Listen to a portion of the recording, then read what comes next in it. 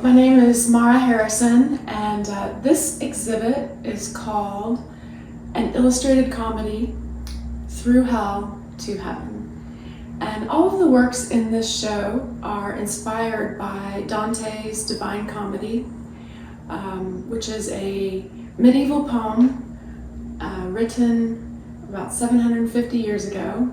Last year was the 700th anniversary of Dante's death.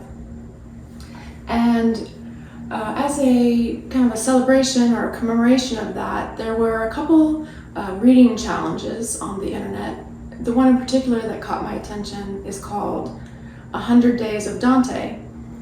And the reading challenge involved different professors and scholars who would record a video introduction for each part of the poem.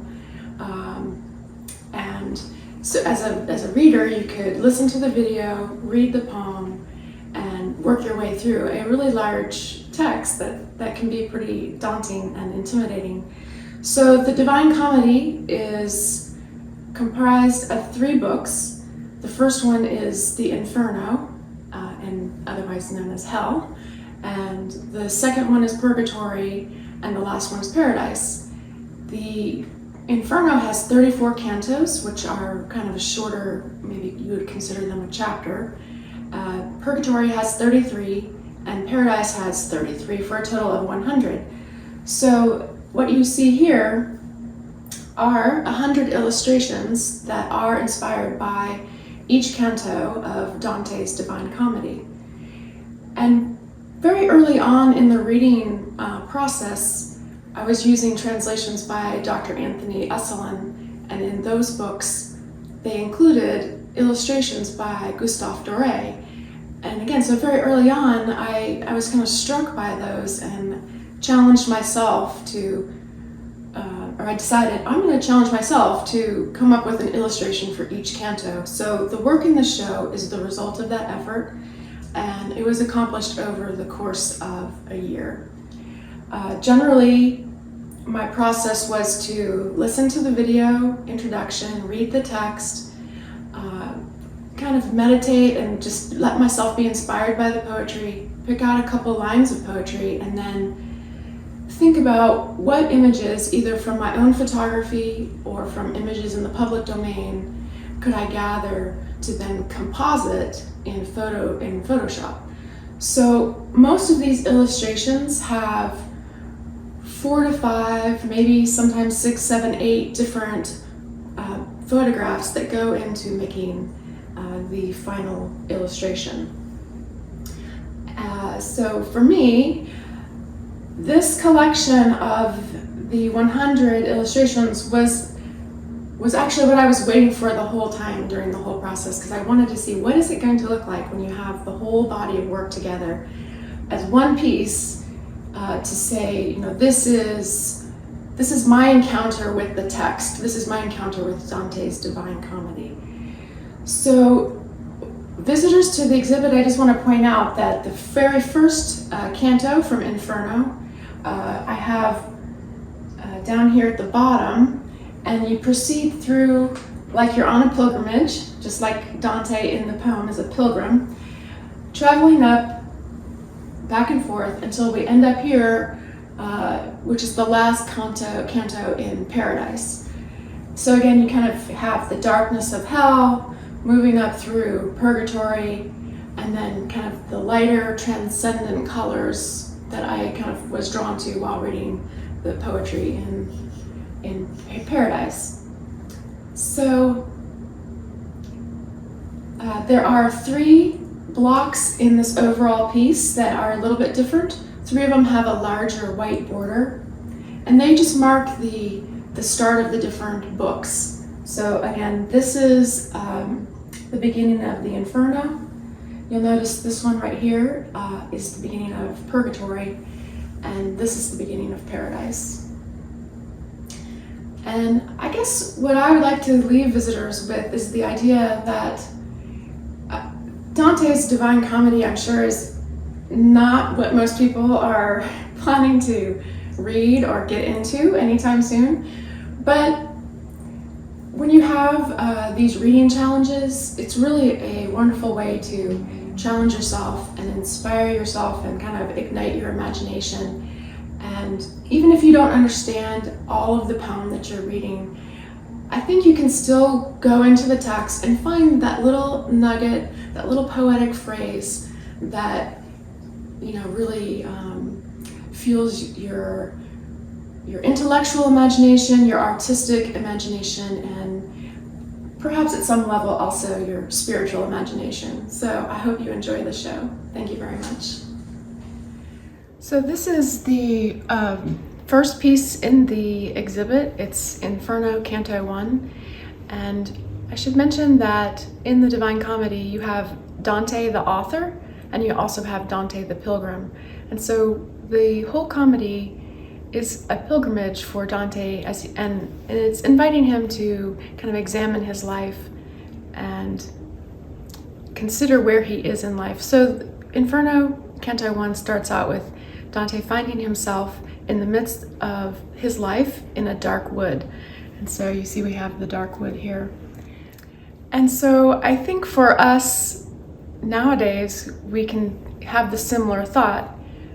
You find yourself midway through your life in a crazy world, and so I think it invites us to have an examined life, and in the examined life, in your pilgrimage through life, to really kind of explore what are those things that bring you to that little taste of paradise, that little taste of heaven, that moment in your life of trying to find transcendence. This next piece is one of the pieces from Purgatory. So this is Purgatory Canto 7, and just wanted to mention that this is probably one of my more favorite pieces in the show. I like the feel, I like the angel, I like the saturated colors, which as I was working through the pieces, I think I ended up using more saturated colors for the pieces of Purgatory. Obviously the colors in the Inferno are more black and dark blue, fire, reds. And then as I went into the pieces for Paradise, my color palette shifted to things that were more yellow and creamy and pink. So over the course of the work, it was kind of interesting to see how the color palette shifted. So this is Purgatory Canto 7. This piece is Purgatory 15, and just to show you an example of the lines of poetry that inspired the work, I'll read this one. And the more souls that burn in heaven above, as mirrors flashing light on one another, the more there is for all of them to love, and all the more they do love. And so the flashing mirrors, obviously I couldn't resist the disco ball. And so I have a lot of reflections that I've manipulated in Photoshop, changing the blending of the images, and here you can see intentionally, again, in the Purgatory images, exaggerating the saturation of the colors. So Purgatory 15.